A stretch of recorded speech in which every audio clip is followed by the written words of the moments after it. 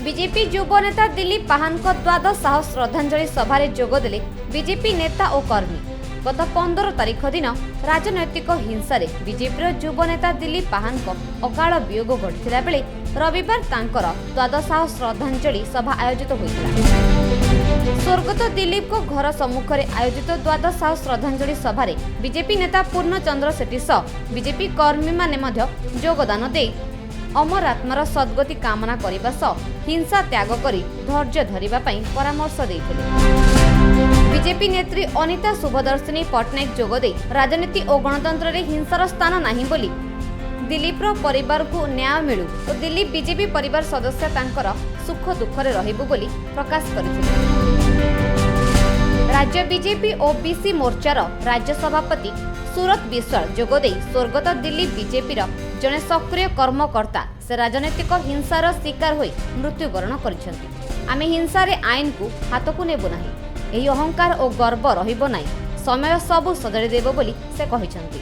अन्यमानक मध्यरे राज्य बीजेपी संपादिका कस्तूरी मिश्र, घुमुसर जिला संपादक अनिल पंडा, आसिका संसदीय संयोजक यज्ञ नारायण दास, खल्लीकोट निर्वाचन मंडली संयोजक शंकर प्रसाद नाहक और पूर्वतन सरपंच मनोज प्रधान, पूर्वतन समिति सभ्य सकलेश्वर दास, पद्मचरण सुबुद्धि, मंडल सभापति मिट्टू स्वाई, युव मोर्चा जिला सभापति जगन्नाथ भूया समेत बहु कर्मी जोगदे दिलीप को परिवार को सांत्वना प्रदान कर अवसर में मृत दिलीप को विधवा पत्नी और तांको बापा राम पाहान को बीजेपी दल तरफ 10 लाख टंकार चेक प्रदान करथिले। भारतीय जनता पार्टी गोटे सक्रिय कार्यकर्ता जड़े दिलीप पाहान राजनीतिक आक्रोशर शिकार होई अकाल मृत्यु वरण करछंती एवं से भारतीय जनता पार्टी परिवार संपूर्ण मर्माहत, अंचलवासी परिवार वर्ग स्वाभाविक भाव दुखित। आज द्वादश दिवस आम ये संकल्प नेलु आम प्रतिक्रियाशील हो आईन के हाथ को नबानी धैर्यर सहित परिस्थिति को मुकाबला करवा। यही समय रहिबो नाही, ये अहंकार गर्व भी रहिबो नाही। आम पुणी परिस्थिति को सुधारिया चेष्टा करवा।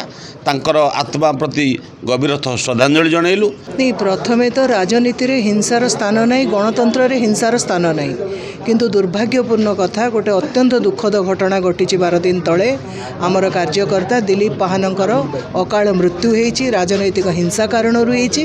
तेणु निश्चिंत भाव में प्रथमे तो अमर आत्मार सद्गति कामना करुचु, परिवार को गभीर समवेदना जनाऊछु। राजनीति को यही जो हिंसा होईची आको आमे दृढ़ शब्द रे निंदा मध्य करुचु। तेणु निश्चिंत भाव में न्यायर लड़ई हम। तेणु पुलिस न्याय दब, दोषी को दंड मिलू। ये जो परिवार आज तांकर एड़ बड़ क्षति होईची, क्षति अपूरणीय, किंतु भारतीय जनता पार्टी तरफ आम आज सहित उपस्थित अच्छु। परिवार को जनइबा को चाहूँ जे सबु सुख दुखरे आम सांगे अच्छु और सर्वशेष महाप्रभु जगन्नाथ तांको पाद तले दिलीप भाई आत्मा को स्थान दियंतु। दिलीपर द्वादश श्राद्ध दिवस आज मोर बीजेपी भाई मान बहुत बाहर आसीथिबा स्थानीय एमएलए आउ एमपी आउ बाहर आसीथिबा 2 जण भाई भौणी से बहुत मत आशीर्वाद देइचंदी। आउ मु दल पई तांके कहिचन जे आमे जिमिति चेष्टा करिकी सांत्वनामूलक रहीकी तुमे चेष्टा करो, आम चेष्टा करूँ आउ करिकी आसामी की न्याय मिल आम आसामी की धरिकी आपन न्याय देवाई आम चेष्टा कर। फुलटी प्रस्फुटित हेबा पूर्वरु कढ़ी थाइकरी से झड़ीगला। अकाल रे तार वियोग घटला। सी आमर भारतीय जनता पार्टीर एक सक्रिय सभ्य एवं भारतीय जनता पार्टी पई से निश्चित भाव आज बलिदान देइचंती।